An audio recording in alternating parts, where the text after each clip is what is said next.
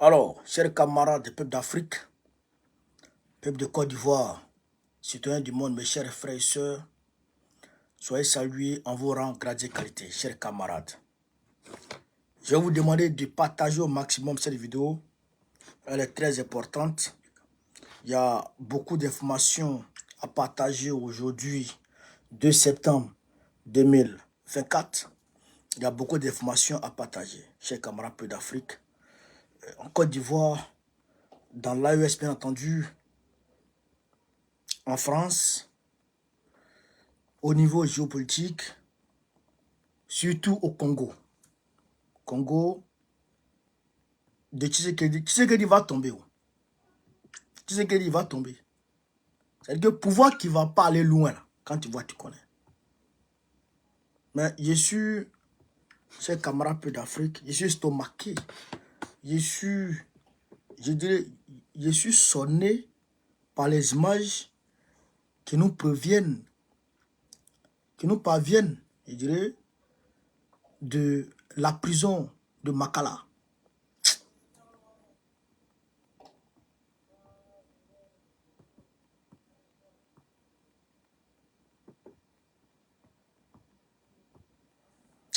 Je ne peux plus rien dire dans cette affaire. Non, les images sont choquantes. Franchement, c'est un truc de fou. C'est un truc de fou. Je vous le jure, chers camarades. C'est grave, c'est gravissime. Partagez au maximum la vidéo. Mettez-la partout à travers le monde entier. On va directement rentrer dans le vif du sujet. On va directement rentrer dans le vif du sujet, chers camarades.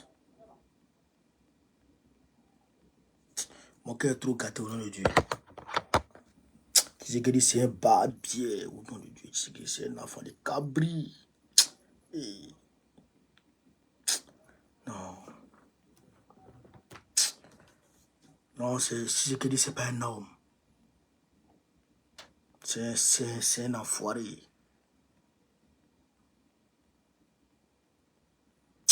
Non. C'est-à-dire que nos frères congolais là, André, non, j'ai mal. J'ai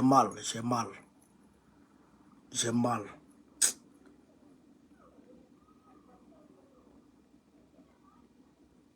Camarades, ce qui s'est passé aujourd'hui au Congo, la nuit d'hier à aujourd'hui, ce qui s'est passé est gravissime. Les corps jonchent le sol de la prison comme ça. C'est-à-dire que les gens les corps sont entassés les uns sur les autres.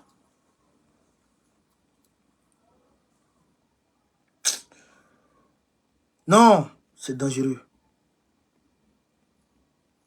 C'est dangereux. Et les gens veulent nous faire croire que c'est une simple tentative d'évasion de prisonniers,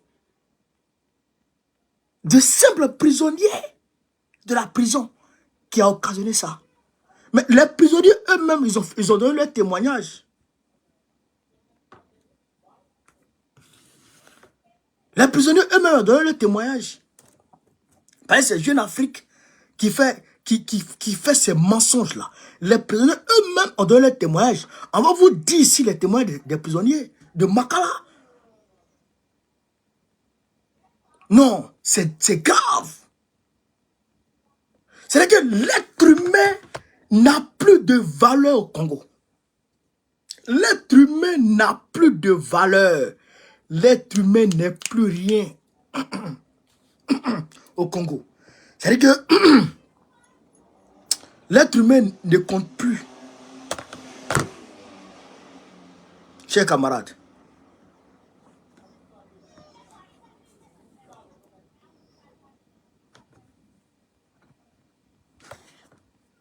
les images sont choquantes. Je ne vais pas vous montrer. C'est pas la peine. Si je vous montre, non seulement les réseaux sociaux vont bloquer, mais c'est pas là. Vous-même, vous serez trop choqués. Je ne peux pas montrer ces images qui me parviennent depuis Kinshasa. Je ne peux pas vous montrer. Mais c'est un truc de malade. C'est un truc de fou. En réalité, que disent les prisonniers? En réalité, dans la nuit de Cheikh Amara Peu d'Afrique, de dimanche à lundi, il y a un commando qui a fait irruption dans la prison de Makala pour aller tenter de faire libérer des Rwandais qui y étaient incarcérés. Alors, le commando fait incursion, fait irruption dans la prison. On coupe l'électricité. Écoutez très bien ce que je vais vous dire. Vous allez comprendre la supercherie de Tshisekedi, la complicité de Tshisekedi avec les Rwandais. Écoutez très bien. Écoutez très bien. Les prisonniers disent, la nuit d'hier, la nuit de dimanche à lundi, il y a un commando qui est rentré. Ils ont coupé courant. Le commando est rentré. Et il y a eu des tirs. Et donc, le commando a ouvert la prison. Le commando a extirpé les Rwandais qui y étaient incarcérés. Quand le commando les prend, le commando ouvre les portes des cellules. Donc, le commando se taille. Mais avec ces prisonniers qu'il était venu faire libérer. Donc, les autres prisonniers, tout naturellement, cherchent à suivre leurs geôliers qui sont sortis. Donc, dans les bousculades, dès que le commando est sorti avec l'autre, avec ces gars, automatiquement, les gardes pénitentiaires ouvrent le feu sur les prisonniers qui sont dans la cour. Les gardes pénitentiaires ouvrent le feu sur les prisonniers qui sont dans la cour. Donc, beaucoup de prisonniers meurent. Je vous dis qu'il y a beaucoup, des centaines de prisonniers sont morts. Il y en a même, balles les a pas touchés. C'est pas bousculade, ils sont... Mais courant coupé. Courant coupé. Ils sont en train de se bousculer. Je rappelle que Makala, la prison de Makala est en plein Kinshasa. La prison de Makala est en plein Kinshasa.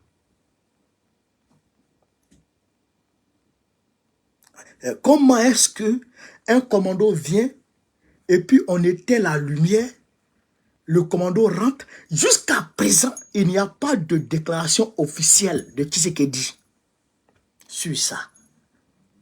C'est Jeune Afrique qui a fait 2 sorties.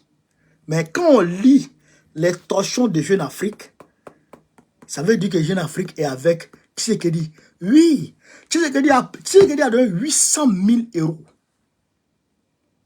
de sous-sûrs. Tshisekedi a donné 800 000 € à Jeune Afrique pour faire sa communication. 800 000 €. Selon les informations que nous avons reçues, sûres et certaines. Jeune Afrique. Draman Ouattara en donne plus. Lui-même, il est dans la zone ivoirienne. Est-ce que vous comprenez ça? Cheikh Amara Peu d'Afrique. Donc, Jeune Afrique a fait un torchon pour dire non. Les prisonniers ont voulu s'évader. Donc, il y a eu des tirs. Mais pourquoi depuis longtemps ils ne s'évadent pas? Qui a coupé le courant? Les prisonniers qui peuvent s'évader, quand ils les voient là, et c'est ceux-là, ils peuvent s'évader. Ils n'ont même pas d'habits. C'est-à-dire que c'est des gens qui sont déjà, on va dire chez Camara, comme des extraterrestres. Ils ont perdu l'humanité. Ils ont perdu le sens de l'humanité. Ils sont passés à l'étape de bestialité. Aujourd'hui, ces prisonniers. Ils ne ressemblent même plus à des hommes. Makala est un ghetto. Un camp de concentration. Que Tshisekedi réserve à ses opposants et aux petits voleurs. Les vrais voleurs là, et ils ne vont pas là-bas. Mais le jour du dernier jugement, ça va chauffer. Ça va chauffer. Les gens, non seulement ils sont maltraités, ils vivent mal dans leur prison, mais un commando, vous alliez à un commando de Rwandais qui arrive à rentrer en prison, dans la prison avec la complicité des gardes pénitentiaires, qui coupent l'électricité, afin que ces gens-là puissent vaquer puissent poursuivre leurs sales besognes. Et ils vont prendre ce qu'ils doivent, ceux qui devaient prendre, ils sortent avec eux, ils se taillent. C'est après maintenant, tu as venu d'en prendre aux simples prisonniers qui sont là-bas. Ils ont tué les gens. Ils ont tué les gens. Vraiment, tu sais ce que dit? Non, il faut que les Congolais se réveillent. Il faut que les Congolais se réveillent pour chasser Tshisekedi. Sinon, c'est pas bon. Hein? Je le dis très franchement. Sinon, c'est pas bon.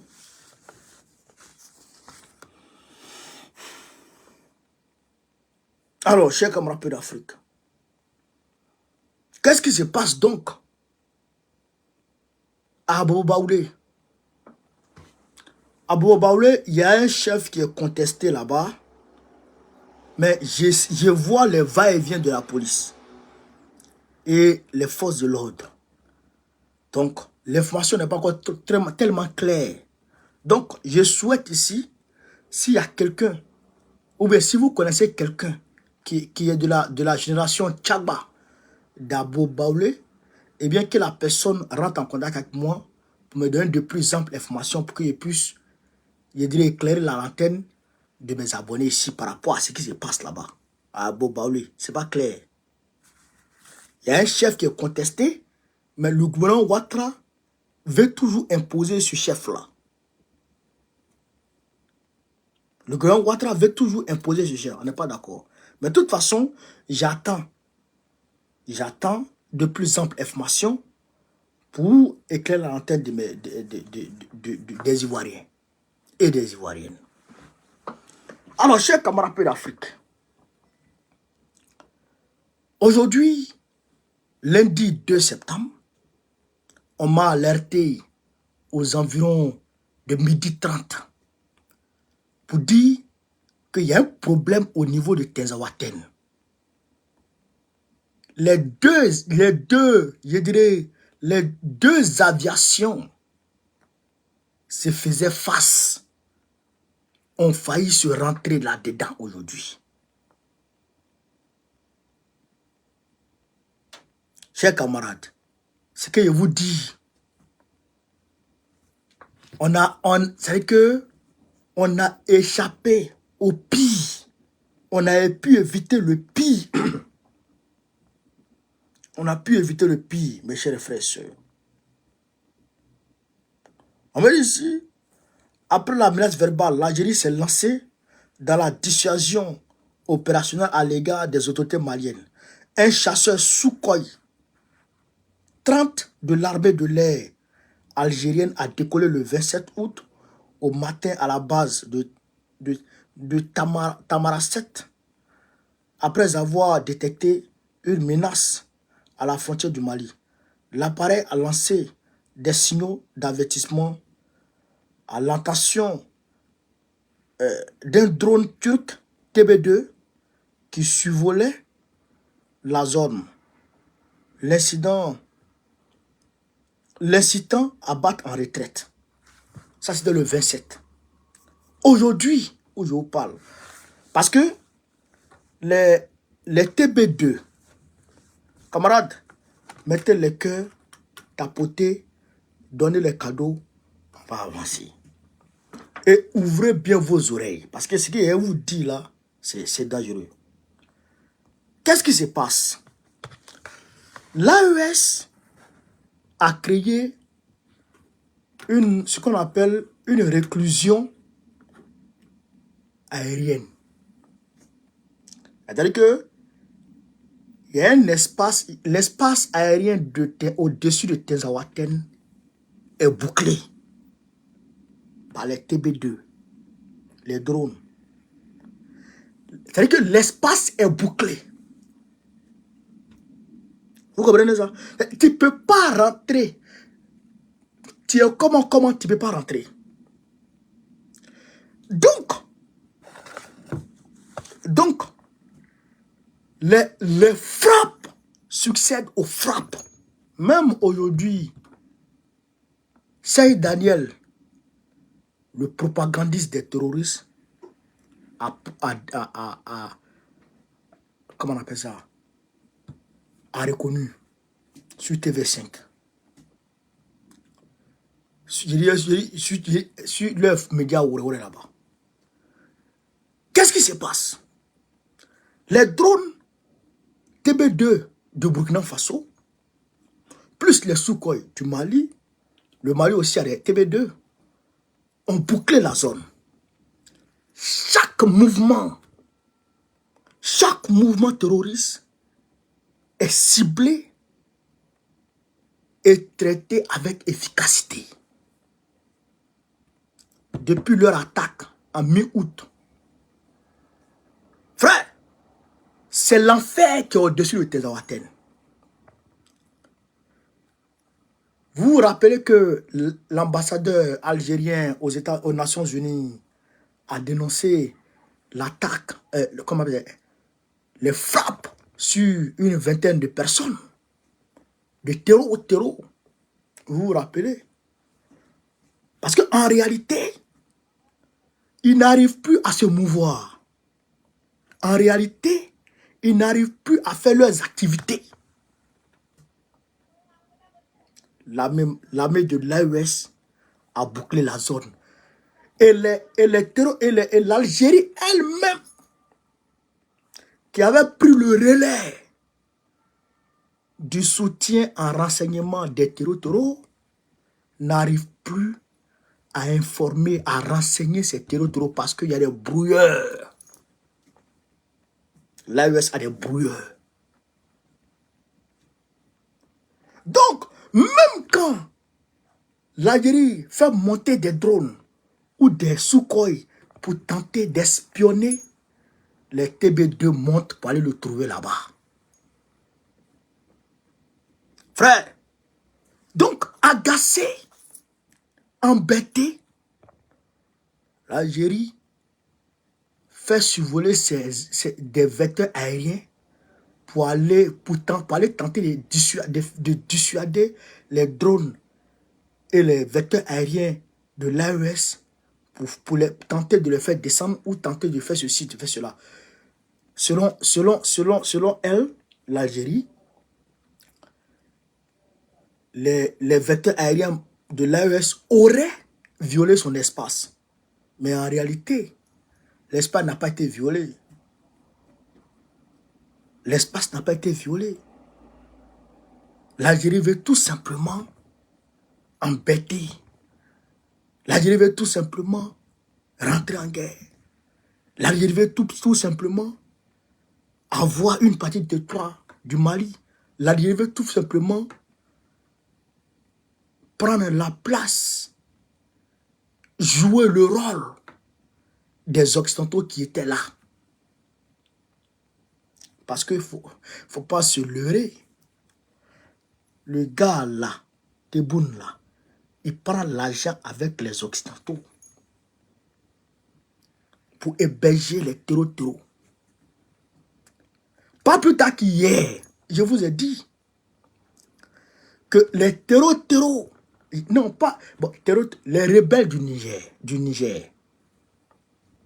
qui avaient dit qu'ils allaient faire libérer Bazoum là, ces rebelles terreaux là, sont allés se coaliser avec les rebelles terreaux du Mali, les Argabas. Ils sont allés se voir où? En Algérie. Camarades peuple d'Afrique. Chaque jour, il y a funérailles en Algérie. Quand le Mali allume les terreaux sur son territoire, quand l'AES allume les terreaux sur son territoire, il y a funérailles en Algérie. Comment ça se fait que des gens qui sont censés être des Maliens, qu'on allume au Mali, c'est chez vous là-bas que leurs familles font leurs funérailles? C'est quoi ça? Ça veut dire quoi ça? Ça veut dire qu'en réalité,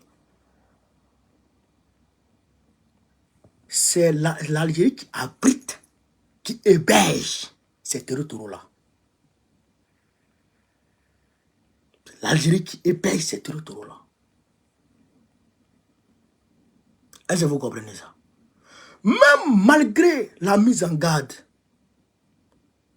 de l'Algérie elle-même par le Niger, parce que le premier ministre Lamine Zen s'est rendu en Algérie, tout le monde a vu, il s'est entretenu avec le premier ministre algérien, mais c'est-à-dire que ceux-là se disent que nous sommes des sous-hommes. Même la semaine dernière, ils ont fait des rafles, ils ont attrapé des Noirs, ils les ont rassemblés dans des cars et ils sont allés les jeter à quelques kilomètres de Assamaka, au Niger. C'est au Niger, on les accueille. Parce que le Niger ne peut pas les refouler aussi. C'est des Noirs. Les Nigériens les considèrent comme des frères. Mais ceux-là nous considèrent comme des sous-hommes. Mais j'ai dit à Tebboune, non seulement tu vas échouer, parce que votre décennie noire, pendant votre décennie noire, vous n'avez pas pu vaincre les terreaux. Vous avez été obligé d'acheter la paix. Vous avez été obligé de trouver un accord avec les terreaux. Mais nous n'avons pas cherché à faire des accords avec les terreaux. Nous les avons envoyés au repos éternel. Nous les avons frappés et nous les avons chassés de nos espaces. Et là, ils sont, les rescapés qui sont là sont en train d'être chassés. Et ils seront tous chassés.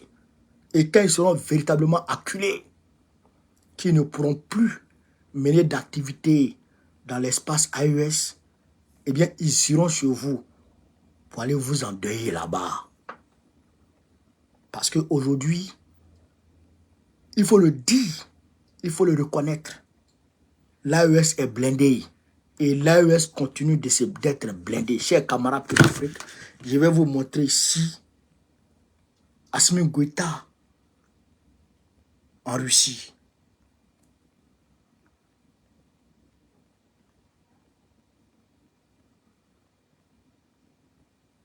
Je vais vous montrer ici. Je pense que j'ai la vidéo.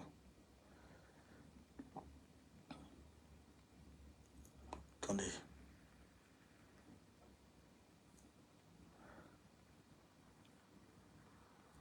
Assimi Goïta en Chine. Camarade peu d'Afrique. Il est allé. C'est-à-dire qu'il est allé prendre des armes.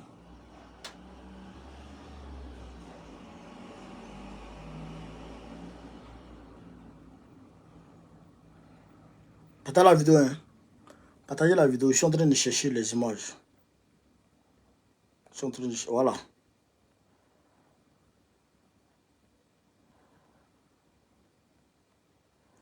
Le voici. Avec Xi Jinping, le président chinois. Voici le Assimi Goïta le président chinois. Ça, c'est à son accueil. à son arrivée. Frère, Assimi Goïta est allé, frère, il allait signer des accords militaires avec la Chine encore, des accords militaires, en sa qualité de président de l'AES. Ouais, il allait signer des accords pour avoir davantage d'armes, pour venir mener la guerre contre les terreaux. Et les terreaux seront frappés jusqu'à dans leur dernier retranchement. Que vous le voulez, que vous ne le voulez pas, ils seront bottés jusqu'à dans leur dernier retranchement. C'est ça qui est la réalité, chers camarades d'Afrique. Donc, il faut que les gens se calment. Il y a beaucoup de coopérations qui ont été signées entre le Mali et puis la Russie aujourd'hui. Beaucoup d'accords qui ont été signés. Est-ce que vous comprenez?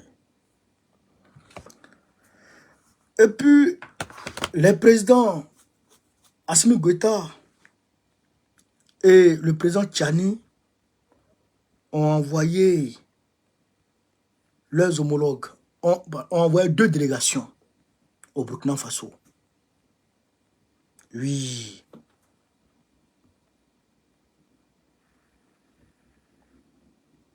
Assimi Goïta et Ibrahim Traoré et le président Tchani ont envoyé des délégations au Burkina Faso pour aller dire Yako à Ibrahim Traoré concernant l'attaque de Barcelone. C'est le président, c'est le ministre Ablaye Maïga qui était le porte-parole qui, voilà. Voici Toumba, voici Maïga. C'était les 2 chefs de délégation. Ouais.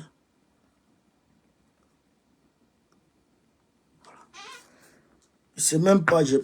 Il a dit qu'il demande à la population de rester mobilisée et que l'attaque lâche, barbare, je dirais encore lâche, ne va pas entamer le moral des troupes sur le front. Et ils sont déterminés. Et le phénomène terreau sera éradiqué dans pas longtemps. Dans un avenir très proche. Est-ce qu'il a dit, chers camarades d'Afrique? Donc, on est d'accord avec ça. On est d'accord avec ça.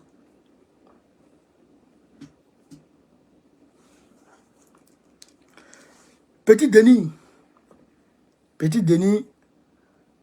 a attaqué Draman Ouattara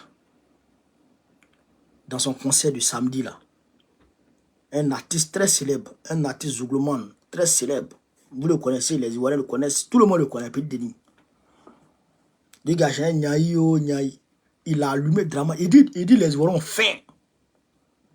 Attendez, je vais mettre un petit bout avant d'aller en géopolitique. Je vais mettre un petit bout de sa vidéo avant d'aller en géopolitique, chers camarades d'Afrique. On va écouter ici Petit Denis un peu. On écoute ici Petit Denis un peu, chers camarades. On écoute ici Petit Denis un peu. Président, la table de ta là, j'ai fait tout là. Je me souviens quand tu t'as voté. Elle était folle de ton t-shirt.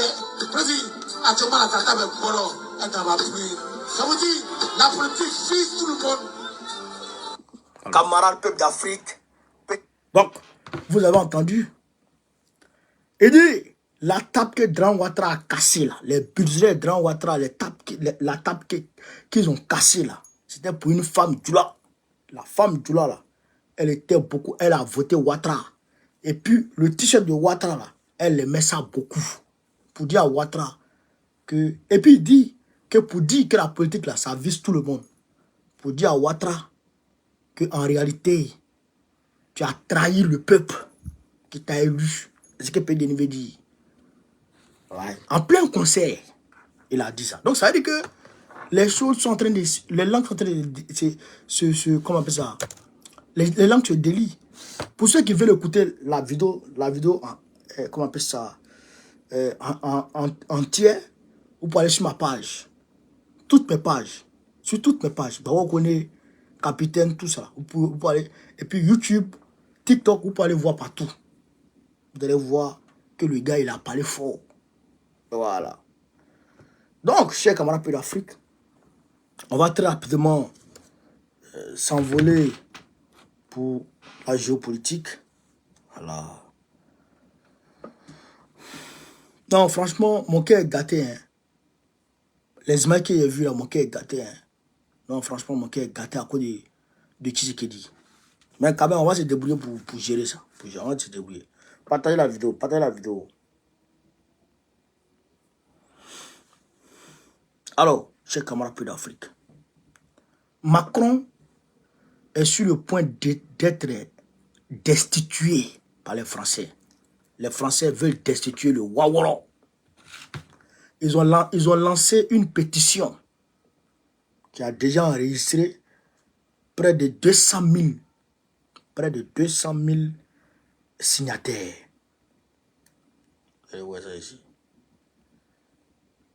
Voici ça.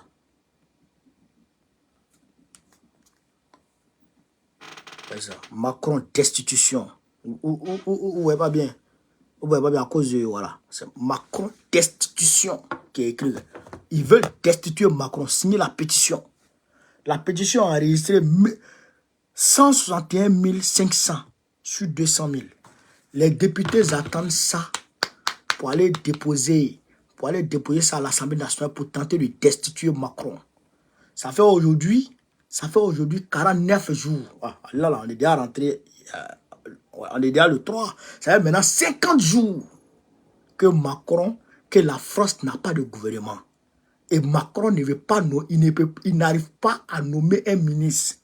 Je ne comprends pas ce gars. Et c'est un nom comme ça qui va aller donner leçon aux gens en Afrique. Je ne sais pas. Je ne comprends pas. La Constitution dit, celui qui a le plus grand nombre de députés, c'est lui qui donne le nom du Premier ministre. Pour faire une cohabitation. Ça s'est passé avec Chirac. Chirac a accepté. Ça s'est passé avec d'autres personnes. Eux, ils ont accepté. Mais toi, pourquoi tu ne veux pas? Je ne comprends pas. Le petit dictateur Macron.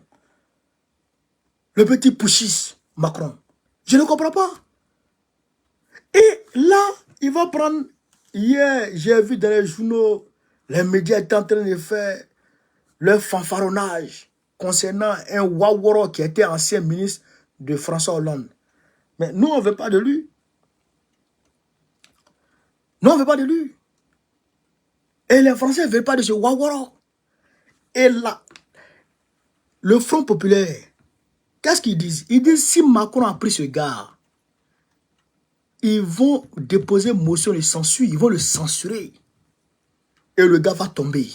Ils ont la majorité. Ouais. Donc, allez là, le petit Macron est dans l'impasse. Mais pourquoi? Quelle est la raison fondamentale? C'est-à-dire que de la réticence de Macron. De l'embrouille. Il a embrouillé. Le petit Koutougou, il a embrouillé. Pourquoi il a embrouillé? Je vais vous expliquer, chers camarades. Vous savez, malgré tout là, les blancs là, malgré tout là, eux là, quand ils sont dans une obédience, quand ils soutiennent une idéologie, ils sont dedans. C'est rare qu'il y a voir transhumance, qu'il y a voir transfuge sur les Français comme ça. C'est pas trop facile, c'est pas trop... Transfuge de la gauche à la droite, c'est un peu bizarre, c'est un peu difficile chez les Blancs. Parce que eux, leur idéologie, là, quand ils sont dessus, ils sont dessus. Donc, les gens de la gauche, là, de Mélenchon, là, eux, leur politique extérieure, écoutez très bien, leur politique extérieure n'a rien à voir avec la politique extérieure de Macron. Mélenchon veut un cessez-le-feu rapide à Gaza. Mélenchon, il veut un cessez-le-feu rapide à Gaza. La gauche, ils veulent une reconnaissance de l'État de la Palestine. Les Mélenchon, ils veulent une reconnaissance de l'État de la Palestine. Deuxièmement, au niveau de l'Afrique, les Mélenchons là, eux, ils sont pas trop, eux, ils sont pas pour Draman. Eux, ils sont pas pour Draman. Mélenchon même a chicoté Draman plusieurs fois ici. Eux, ils sont pas pour Draman. Les Mélenchons là, eux, ils sont pour le retrait des bases, de certaines bases militaires. C'est ce qu'ils sont en train de vous dire là, c'est la réalité. Hein. Donc, ça veut dire que si il y a cohabitation, les idées vont s'entrechoquer. Et ça sera difficile. Parce que Macron ne décide pas de lui-même. Il décide, je dirais, sous commandement de ses maîtres, qui sont les, comment on appelle ça, certains juifs, les vrais lobbies, les Rothschild. Rothschild même, c'est le bas. C'est que Rothschild même, eux-mêmes, là, la famille là, ça c'est, je dirais, ça c'est les parents de Macron. C'est eux qui l'ont fait. Puisque c'est eux qui ont fait Hollande. C'est eux qui ont fait Macron. C'est eux qui ont pistonné Macron auprès de Hollande. Et c'est eux qui ont fait que Macron allait se présenter. Ah, je vous comprends. C'est eux qui tiennent les médias en France. Quand ils ne veulent pas de toi, tu ne peux pas gagner quelque chose. Et ils ne peuvent pas gagner quelque chose. Donc, s'il y a cohabitation, les idées vont s'entrechoquer. C'est pourquoi Macron, il ne veut pas celui que les gens, les Mélenchon ont choisi. Est-ce que tu as gagné? Élection, on a fait devant tout le monde ici. Est-ce que tu as gagné? Tu avais tes candidats. Est-ce que tes candidats ont gagné? Tes candidats ont gagné? Le peuple français ne veut plus de toi. Il ne veut plus de toi. Il veut te destituer. Donc, aujourd'hui, là, ça court. Les Français disent qu'ils vont lancer une procédure de destitution de Macron. La rentrée, c'est aujourd'hui, non? La rentrée a eu lieu aujourd'hui. Parce que d'ici fin septembre, il faut que le projet, je dirais, comment on appelle ça, le budget de la France soit déposé devant l'Assemblée. Mais s'il n'y a pas de gouvernement, qui va envoyer ça? Il n'y a pas de ministre. Tout le monde est démissionnaire. Il ne peut pas prendre des décisions. Bon, c'est quoi ça? Hein? Donc, c'est compliqué pour Macron. Est-ce que vous comprenez ça? Donc, c'est compliqué pour Macron. Donc, nous encourageons ceux qui ont lancé la procédure de destitution. Il faut le destituer. Il faut destituer le petit Macron. Il faut le mettre de côté. Je parle du peuple dans la voie démocratique et légale. Je ne parle pas de quelqu'un qui va aller prendre arme pour venir faire quoi. Non, non, non. J'ai dit le peuple français, de façon légale. S'ils peuvent destituer ce gars, ils n'ont qu'à le destituer. Parce qu'il ne faut rien. C'est un nulard. Moi, il dit ça ici. Fouetter. C'est ça qui est la vérité aussi. Chez les camarades d'Afrique. Donc, on va poursuivre. On ne va pas s'éterniser sur le petit Waworo. On va avancer. Alors donc, chers camarades d'Afrique, où est donc la CPI? Nous cherchons la CPI et nous ne la voyons pas. Yo man, chers camarades d'Afrique, voyez Poutine, il est en Mongolie. Mongolie, il est là. Il est descendu en fanfare. Bec aillé, tout le monde l'a vu. Il l'a accueilli comme un roi.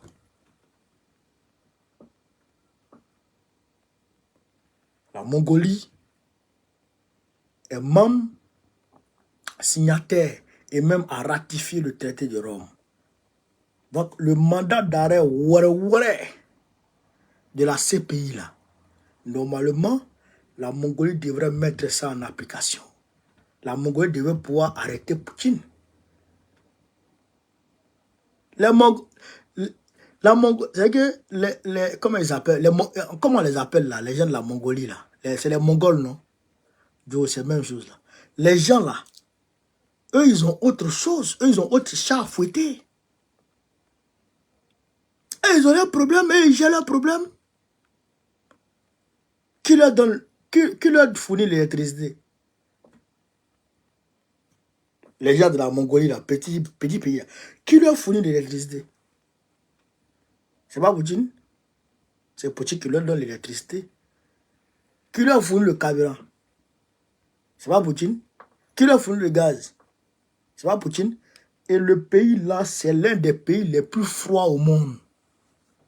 Mongolie là, c'est l'un des pays les plus froids au monde. Donc, si Poutine a coupé le gaz, si Poutine a coupé l'électricité sur eux, il y aura moins.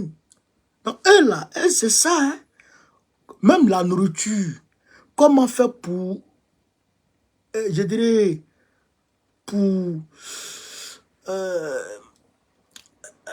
pour renforcer leur coopération.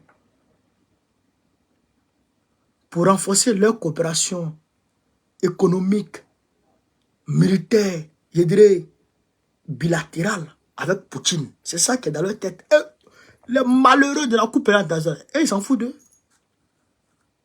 Ils s'en foutent d'eux. Moi, je ne suis pas dans la CPI. J'ai interpellé Karim Khan. J'ai dit, mais Karim Khan, là-bas, c'était un 14 juillet. Ici, en France, c'était férié. Là-bas, c'était ouvrable. On est parti. J'ai interpellé Karim Khan. J'ai dit, Karim Khan, tu as lancé mandat d'arrêt contre Poutine. Bravo.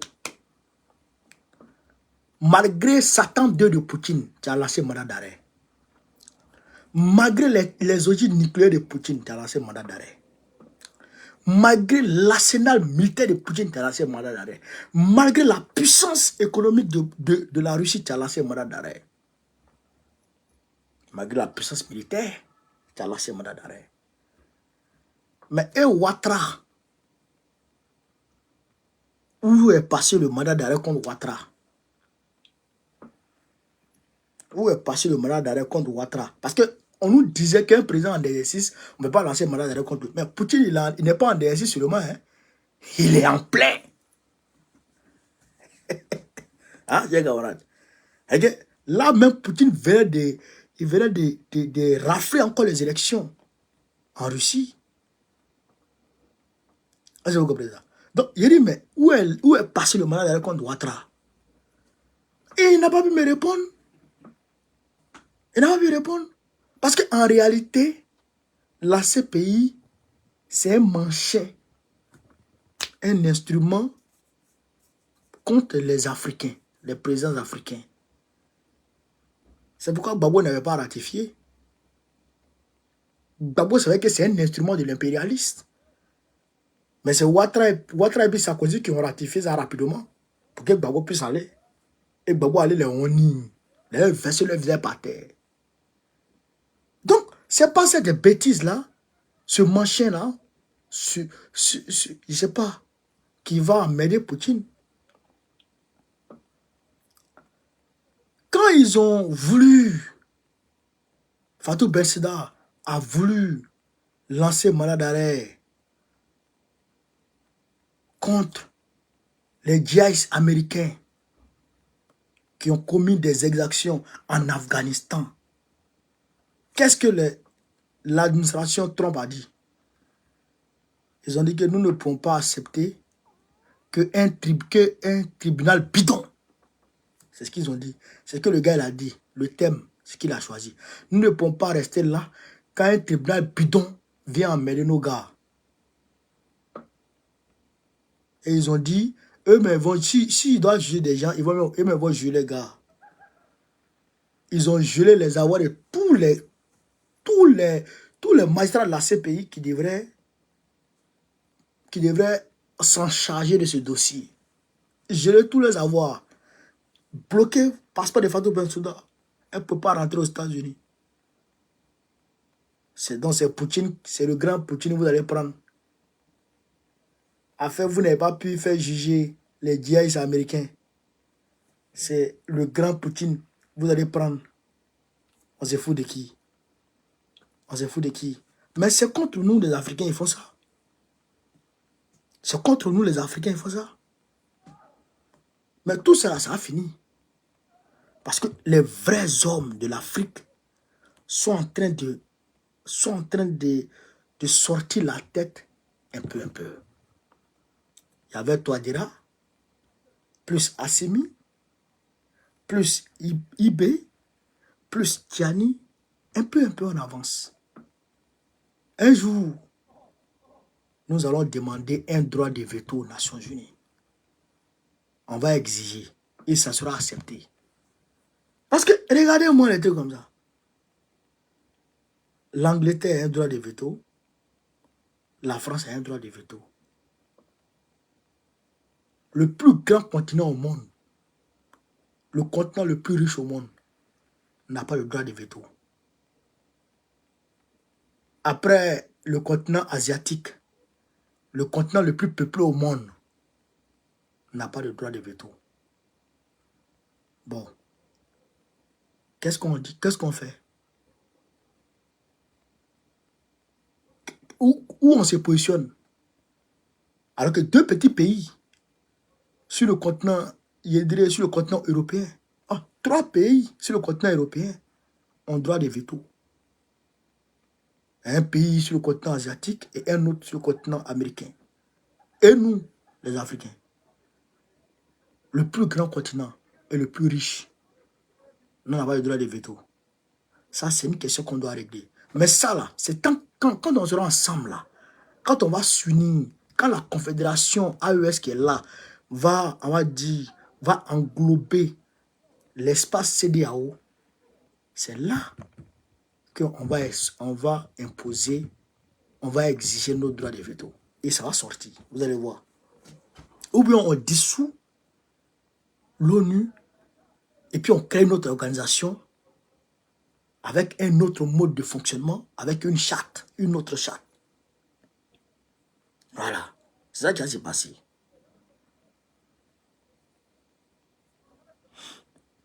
Alors, on nous apprend que Poutine a frappé, a fait des frappes aujourd'hui à Kiev, dans la capitale ukrainienne. Il a mené des frappes dans la capitale ukrainienne. Donc, nous avons appris ça. Donc, ça, c'est une petite information. Alors, l'insolent et l'arrogant Netanyahou a demandé pardon. Ça, là, il faut qu'on tire une leçon de là. Hier, de façon instantanée, le peuple israélien est sorti pour dire non, pour demander la démission de Netanyahou, pour demander à Netanyahou de quitter le pouvoir parce qu'il n'a pas pu protéger les 6 otages. Donc, Netanyahou lui-même, il est sorti. Aujourd'hui, ils ont lancé une grève, lundi, là, ils ont lancé une grève générale. C'est vrai que la grève n'a pas été suivie partout, mais elle a quand même été suivie. Donc, qu'est-ce qui se passe? Netanyahou lui-même, il a vu que la pression est énorme. Donc, il est sorti, il a demandé pardon. Il dit qu'il n'a pas pu protéger les otages. Il demande pardon. Il fait ceci, il fait cela. Bon, c'est libre au peuple israélien de faire ce d'accepter ou non. C'est à eux de voir. Mais moi, ce que je leur demande, si je dois donner mon opinion, c'est de mettre la pression jusqu'à ce que ce gars-là tombe. C'est un va-t-en-guerre. C'est un va-t-en-guerre. C'est un terreau. Il n'a pas de cœur. Il faut le destituer comme Macron. Ça, c'est mon opinion, ça. C'est ça qui est la vérité. Donc, la leçon qu'on peut tirer de là, c'est que le dirigeant va beau être insolent, il va beau être tyran. Quand le peuple se soulève, il va se plier. Tant que le peuple se soulève, il va se plier. Mais si le peuple est assis, il va continuer sur ses grands chevaux.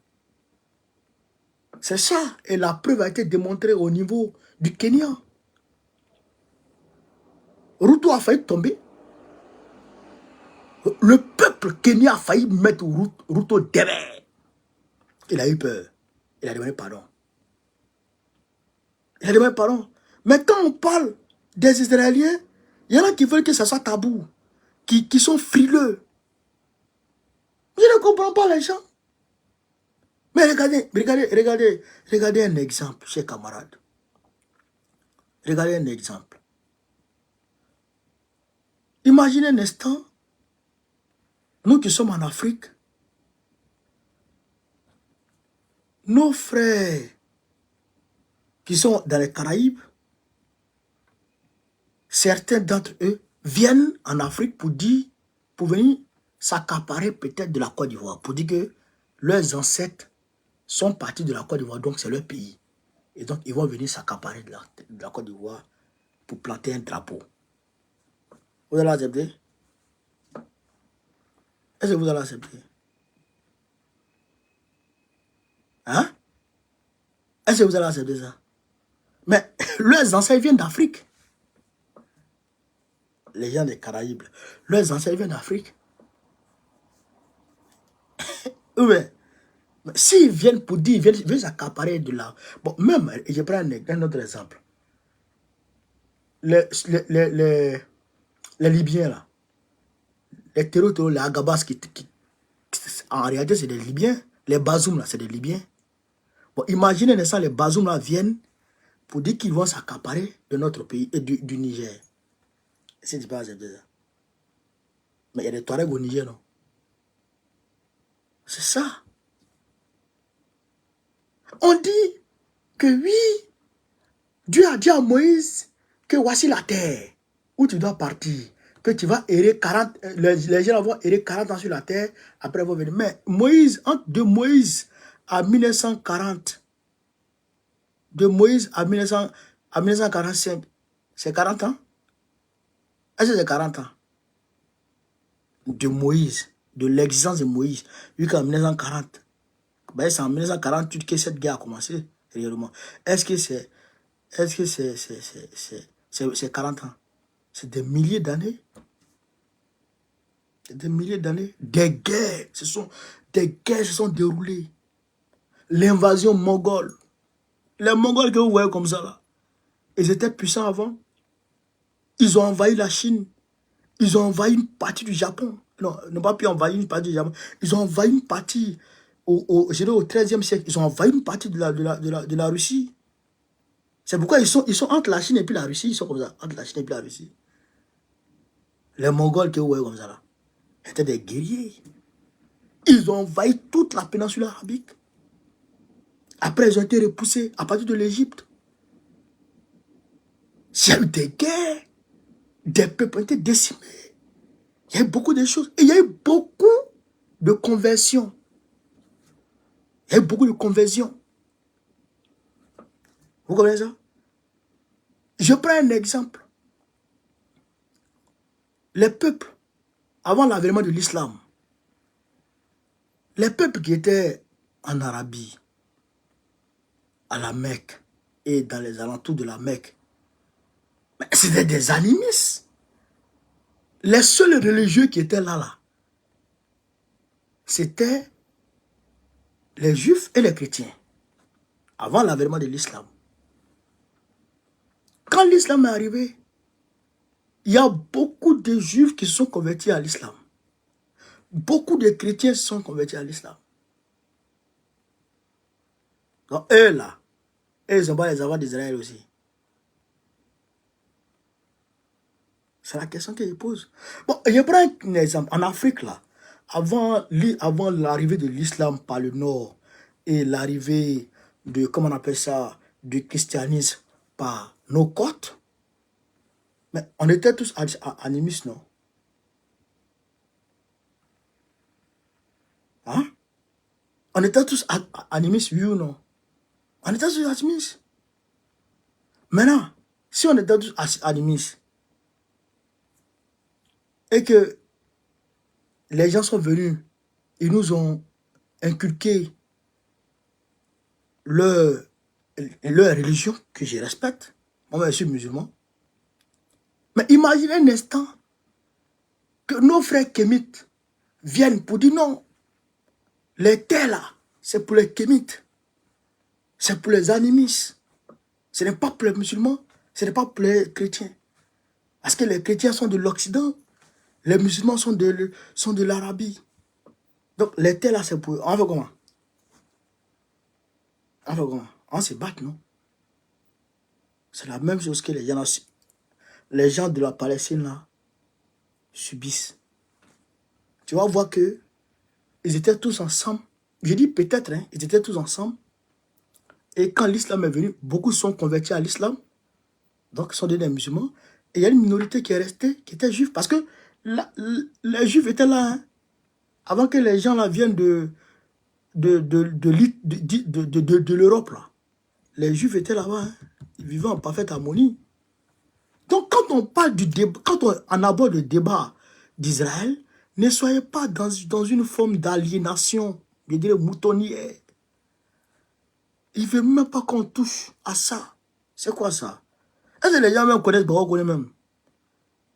Est-ce que les gens me connaissent? Il n'y a pas un sujet que moi je ne touche pas. Sauf si je ne connais pas. Si je ne connais pas, je vais chercher. Quand je connais, je viens dire. Il n'y a pas un sujet qui est tabou chez moi. Hein? Ah non, non, non. Moi, je ne suis pas dans ça. Hein? Moi, je dis tout. Donc, il faut que ces terreaux de Netanyahou dégagent pour qu'il y ait des gens pacifiques, pour que les Palestiniens et les Israéliens vivent côte à côte. C'est tout. Qu'ils vivent côte à côte. Parce que eux, c'est des hommes. Les Égyptiens ne veulent pas d'eux. Les Arabes même les ont chassés. Ils les ont chassés. Et regardez comment ils vivent. Regardez comment les gens les maltraitent. Ça, c'est pas une question de... C'est pas une question de religion. Ah, souvent, les gens pensent que c'est parce que je suis musulman que... Non, moi, je suis musulman et puis je suis dans un parti qui est majoritairement chrétien. Sinon, si je devrais suivre les choses par religion, il y aurait de... C'est pas une question de religieux. C'est une question d'être humain. L'être humain. Vous comprenez ça? L'être humain. Regardez comment on les maltraite.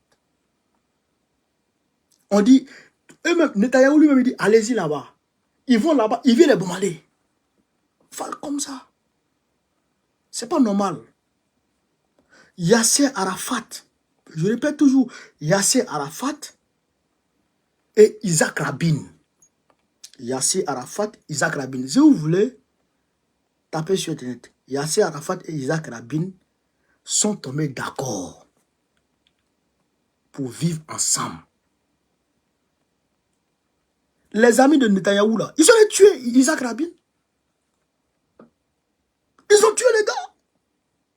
Pourquoi il a accepté que les Israéliens et les Palestiniens vivent ensemble? Donc les Palestiniens là, ils n'ont qu'à aller vivre dans l'espace. Ils n'ont qu'à aller vivre dans l'espace ou ils n'ont qu'à aller vivre sous la terre. C'est pas sérieux. C'est pas sérieux. Et quand ils parlent, ils prennent la religion. Mais votre religion, même, vous mettez devant. On peut décortiquer. On peut décortiquer et puis on va vous contredire sur vos propos qui ne tiennent pas. On peut contredire ça. Voilà. Donc, c'est ce que je voulais dire pour que les gens dépassionnent un peu le débat, qu'ils sortent de leur histoire de Israël, de quoi, Israël. Israël, mais si on veut bien savoir même là, si on veut bien savoir, si on veut bien voir même là, Israël lui-même là, il était de quelle couleur? Si on veut poser des questions, Israël était de quelle couleur?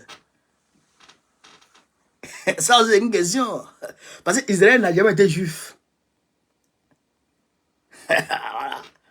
Il n'a pas été juif. Il était de quelle couleur? Il était de quelle religion? Voilà la vraie question. Ils n'ont qu'à sortir la Bible, on va s'asseoir. Ou ils n'ont qu'à sortir l'Ancien Testament, on va s'asseoir. On va s'asseoir et puis on va parler. Moïse, là, il était de quelle couleur? Abraham, il était de quelle couleur? Jésus, il était de quelle couleur? Et là, on va nous dire, les Occidentaux ont sculpté un Jésus. Il y a des gens, quand ils rentrent dans leur tête, là, Jésus, là, c'est l'homme qui a fait film, là. C'est ça qui est Jésus. Il y a des gens, quand ils rentrent dans leur tête, c'est l'homme qui a fait film, là, c'est lui qui est Jésus. Alors que Jésus, là, il n'y avait pas de caméra. On ne pouvait pas le filmer. Hein? Et puis, c'est 800 ans après que les gens ont inventé les images de Jésus, là. Bon, je n'ai pas envie de rentrer dans ce domaine, mais il faut que les gens se calment un peu. Adorons nos dieux tranquillement, cherchons nos paradis, faisons le bien autour de nous, et puis avançons. Mais si quelqu'un dit qu'au nom de qui il est en train de tuer les gens, il faut dire non. La religion ne dit pas ça. La religion ne dit pas ça. Il y a une rabbine aux États-Unis qui est dans le parti démocrate de Joe Biden. Elle s'est levée et elle a dit non à ce qui se passe à Gaza. Vous savez que les rabbins sont comme les imams, c'est comme les pasteurs. Les rabbins. Elle s'est levée, elle dit non à ce qui se passe à Gaza. Elle est donatrice dans le parti des démocrates. Elle a dit elle ne veut pas ce qui se passe à Gaza. Il y a beaucoup de rabbins qui disent non à ce qui se passe à Gaza. La religion n'a pas dit ça. La religion n'a pas dit ça. Et ça n'a pas dit ça. Depuis quand mais Isaac même là, Israël même là, il a tué qui? Devant qui? Il a tué quel musulman devant les gens? Il a tué quel arabe? Il ne vivait pas encore dans la côte. Et il ne vivait pas encore. Donc, vos aïeux, de qui je dirais, vous revendiquez là, eux, ils ont vécu côte à côte. Et vous ne pouvez pas vivre côte à côte. Hein? Quand on trouve une solution pour que vous puissiez vivre côte à côte, vous partez tuer celui qui incarne cette solution.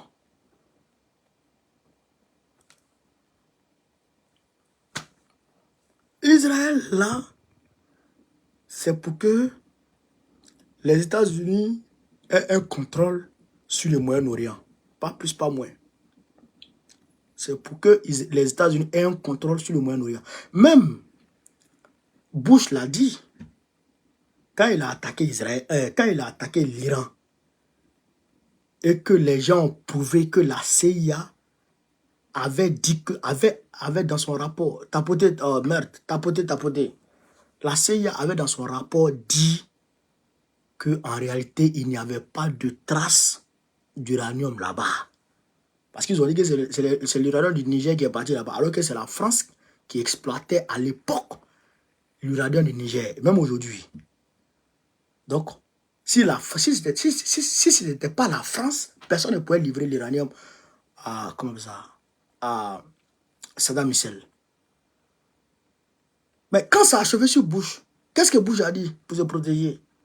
Il dit non, il fallait tout faire pour ne pas qu'il y ait un autre géant dans la sous-région pour inquiéter Israël. C'est ce que Bush a dit pour se dédouaner. Mais la CPI n'a pas lancé mandat d'arrêt contre lui. Donc, chers camarades d'Afrique, voilà un peu ce que je voulais vous dire ce soir concernant cette vidéo. Je vous demande de continuer à partager la vidéo. Allez vous inscrire sur la liste électorale. Allez vous inscrire sur la liste électorale. Allez vous inscrire sur la liste électorale. Je répète ça.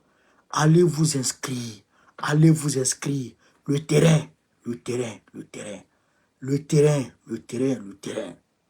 C'est le terrain qui va nous permettre de gagner ce combat. Le terrain. Ne restez pas là pour dire non. Ouattara, c'est la guerre qui peut le faire partir. Non. Tout ça là, laissez ça d'abord. On vous dit, allez vous inscrire d'abord. Il faut écouter le chef. Quand il parle, il écoute. Gbagbo dit, allez-y vous inscrire sur la liste électorale. Alors on va s'inscrire d'abord. Quand il va nous dire, faites ça, on fait. C'est comme ça qu'on marche dans un groupe. Quand c'est comme ça là, le groupe là, il va toujours avancer. Voilà. C'est ça qui est la vérité. Donc, chers camarades d'Afrique, ce que je voulais vous dire, et je vous demande de continuer à partager la vidéo, de la mettre partout à travers le monde entier. Sur ce, vive l'Afrique libre, vive le panafricanisme, Vive tous les présidents panafricains. Gbagbo, président Bigo de 2025. Inch'Allah. On est ensemble, les gars. Merci.